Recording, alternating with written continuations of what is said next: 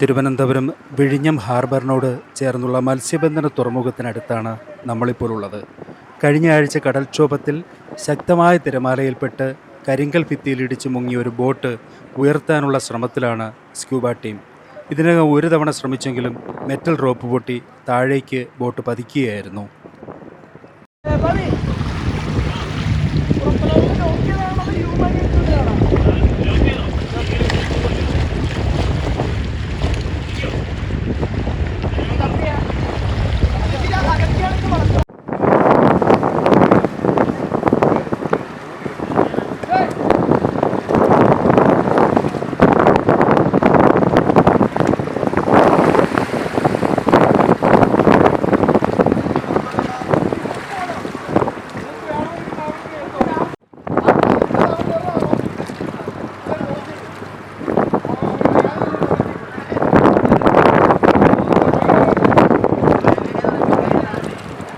താരതമ്യേന കനം കുറഞ്ഞ മെറ്റൽ റോപ്പുകളാണ് ബോട്ടിനെ ക്രെയിനുമായി ബന്ധിപ്പിച്ചിരിക്കുന്നത് എന്ന് കാണാം.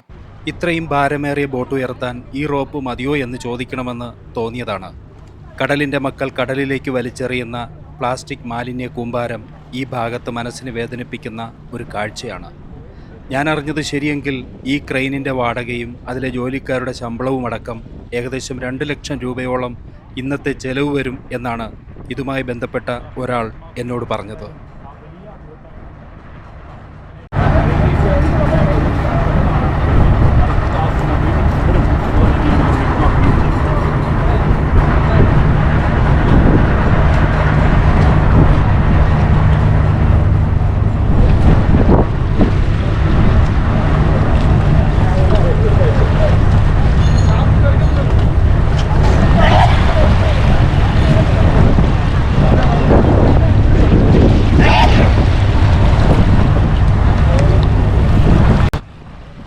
കടൽ അമ്മയെങ്കിൽ കടലിനെ കൊണ്ട് ജീവിക്കുന്ന നമ്മൾ കടലിൻ്റെ മക്കൾ അമ്മയുടെ തലയിലേക്ക് മാലിന്യങ്ങൾ ഇങ്ങനെ വലിച്ചെറിയരുത്. മഴ മാനത്ത് കണ്ടാൽ ഒരു തുള്ളി വെള്ളം തലയിൽ വീണാൽ അപ്പോൾ പനി പിടിക്കുന്ന നമ്മൾക്ക് മണിക്കൂറുകളോളം വെള്ളത്തിൽ മുങ്ങിയും പൊങ്ങിയും കടൽ ദൗത്യങ്ങളിൽ ഏർപ്പെടുന്ന സ്ക്യൂബ ടീമിലെ സഹോദരന്മാരെ എന്നും കൗതുകമാണ്. ഇതെന്തെന്നറിയോ? ഞാൻ അള്ളിപ്പിടിച്ച് ഒരു ഡ്രഡ്ജറിൻ്റെ മുകളിൽ കയറിപ്പറ്റിയതാണ്. ഒരു ഹിന്ദിക്കാരൻ ബ്രോ കൈ തന്നു.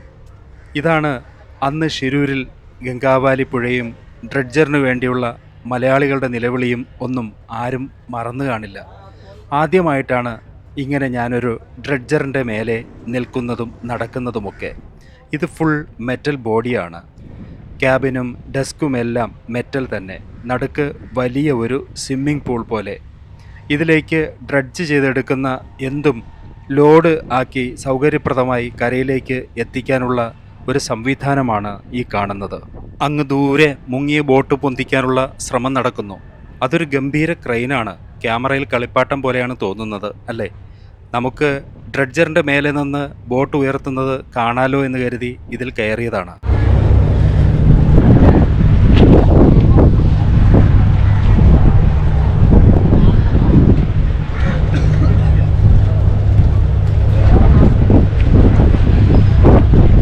ब्रो, इस वेसल का पर्पस क्या है?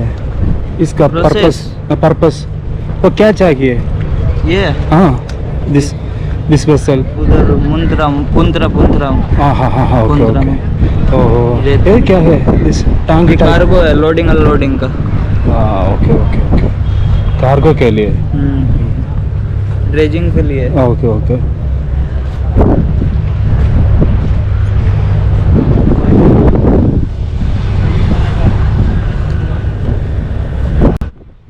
ഇതൊരു ഗംഭീര സാധനമാണ് കേട്ടോ. ഇതിനടുത്തുകൂടി പോകുന്ന ബോട്ടുകൾ ഇതുമായി താരതമ്യം ചെയ്താൽ വളരെ ചെറുതായി തോന്നും. അങ്ങനെ ഡ്രഡ്ജറിൽ കയറാനുള്ള ഒരു കുഞ്ഞു മോഹം നടന്നു.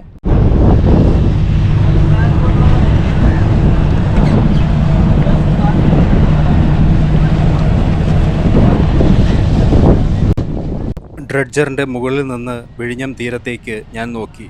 മീനുമായി വരുന്ന ധാരാളം ബോട്ടുകളെ കണ്ടു. ഇന്ന് ശരിക്കും ധാരാളം മീന് വിഴിഞ്ഞം ചന്തയിലും ഞാൻ ശ്രദ്ധിച്ചതാണ്.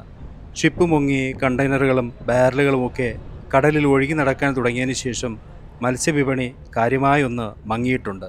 ഇത് നങ്കൂരം പിടിച്ചു കെട്ടുന്ന വലിയ റോപ്പാണ്. അതിൻ്റെ ഒരറ്റം ഞാനിങ്ങനെ കണ്ടു, മറുവശം ഇവിടെയുണ്ട്. അവിടെയാണ് ആ ബോട്ട് മുങ്ങിക്കിടക്കുന്നത്. भाई ये मुश्किल है ना, मुश्किल है ना। Very danger. Very danger, full damage हो गया आई थिंक। हाँ फुल डैमेज हो गया.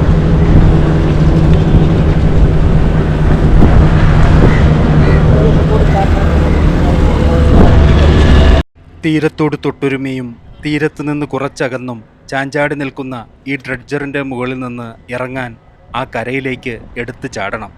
അവരൊക്കെ അങ്ങനെയാണ് ചെയ്യുന്നത്. നല്ല ഹൈറ്റുണ്ട്. എന്തെങ്കിലും ഇതിൻ്റെ ഇടയിലേക്ക് കടലിൽ വീണാലോ? മൊബൈലും ഗാഡ്ജറ്റുകളും സുരക്ഷിതമെന്ന് ഉറപ്പാക്കി ഈയിടെ ഹോട്ടലിൻ്റെ 3-ാം നിലയിൽ നിന്ന് ചാടിയ ഒരു താരത്തെ മനസ്സിൽ വിചാരിച്ച് ഞാനും ചാടി. മൂക്കിടിച്ച് വീണേനെ. കഷ്ടിച്ച് രക്ഷപ്പെട്ടു. മുട്ടിന് ഇങ്ങനെ ചാടി ശീലമില്ലാത്തതുകൊണ്ട് ചെറിയ വേദന പോലെ.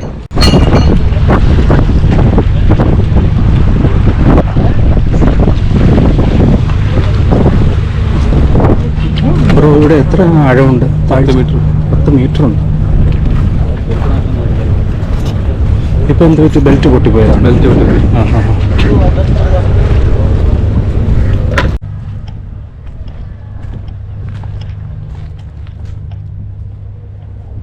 ഈ ഭാഗത്ത് കടലിന് ആഴം 10 മീറ്ററോളം ഉണ്ടെന്നാണ് സ്കൂബ ടീമിലെ ഒരു അംഗം പറഞ്ഞത്. ഓരോ തവണ കെട്ടിപ്പൊക്കുമ്പോഴും തിരിഞ്ഞും മറിഞ്ഞും കമിഴ്ന്നും കടലിലേക്ക് അത് പിന്നെയും വീണുകൊണ്ടേയിരുന്നു. പാവം ഇതിൻ്റെ മുതലാളി. ആ മനുഷ്യൻ അനുഭവിക്കുന്ന മാനസിക പിരിമുറുക്കം ഒരു കടലിരമ്പം പോലെ ആയിരിക്കും എന്ന് നമുക്ക് ഊഹിക്കാവുന്നതേയുള്ളൂ.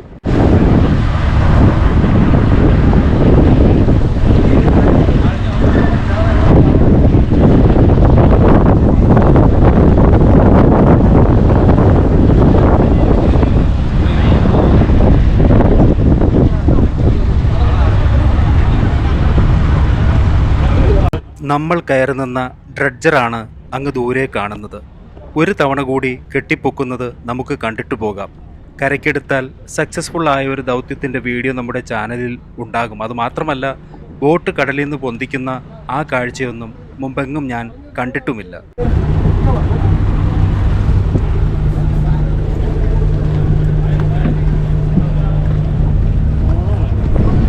ഇന്ന് രാവിലെ മുതൽ തുടങ്ങിയതാണ്. ഇത് 3-ാം ദൗത്യത്തിൻ്റെ തയ്യാറെടുപ്പാണ്. ബോട്ടിൻ്റെ അടിത്തട്ടിൽ പോയ സ്കൂബ ടീം മെറ്റൽ റോപ്പ് ബന്ധിച്ച് ഇനി ഉയർത്തുന്നതിനുള്ള ശ്രമം ആരംഭിക്കുകയാണ്. ഇവിടെ നിൽക്കുന്നത് അത്ര സുരക്ഷിതമല്ല. മെറ്റൽ റോപ്പ് പൊട്ടിയാൽ വന്നടിക്കാൻ ചാൻസ് ഉണ്ട്. അത് പറഞ്ഞറിയിക്കാൻ പറ്റാത്തത്ര ഡേഞ്ചറുമാണ്.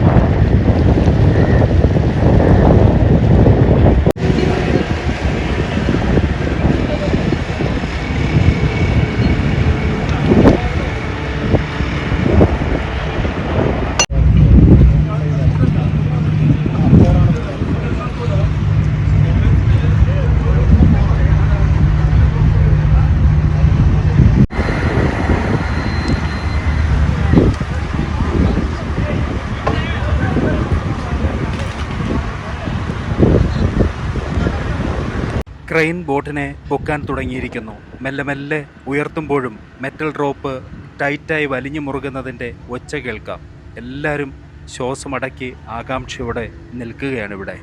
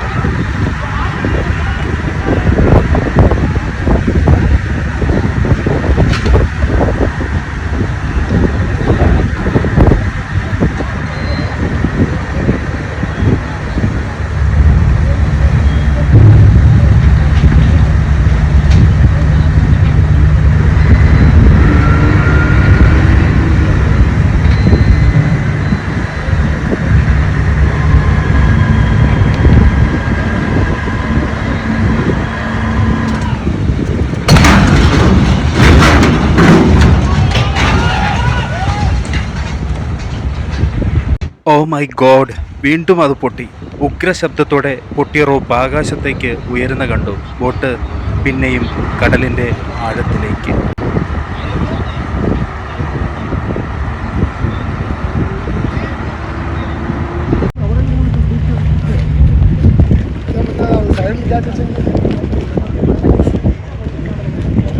ക്രെയിനിൻ്റെ സൂപ്പർവൈസർ, ഓപ്പറേറ്റർ എല്ലാം തലയിൽ കൈവച്ച് ഇവിടെ നോക്കിയിരിപ്പുണ്ട്. കെട്ടി തൂക്കുമ്പോഴേ എനിക്ക് തോന്നി റോപ്പിന് തീരെ കനമില്ലെന്നേ. അങ്ങനെയാണെങ്കിൽ 5 or 6 റോപ്പുകൾ അടുത്തടുത്തായി ഇടണമായിരുന്നു. ആംബ്രോസ് മുതലാളിയാണ് ആ ലയൺ ഷർട്ടിട്ട് അവിടെ നിൽക്കുന്നത്. അദ്ദേഹത്തിൻ്റെ ഉടമസ്ഥതയിലുള്ളതാണ് ഈ ബോട്ട്. കടലിൽ മുങ്ങിയ ബോട്ടിനെ കുറിച്ചാണ് ഞാനീ പറയുന്നത്.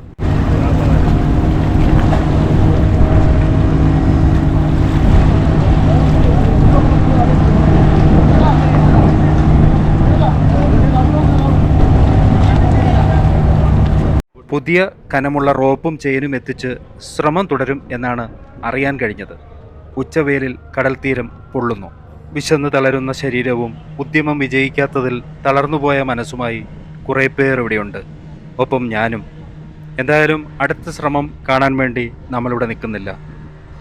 സാഫ്രോൺ മീഡിയയോടൊപ്പം ഇത്ര നേരവും ഈ സ്ഥലത്ത് ഈ വെയിലത്ത് ഒപ്പമുണ്ടായിരുന്ന പ്രിയ പ്രേക്ഷകർക്ക് ഒത്തിരി നന്ദി. സ്നേഹപൂർവ്വം.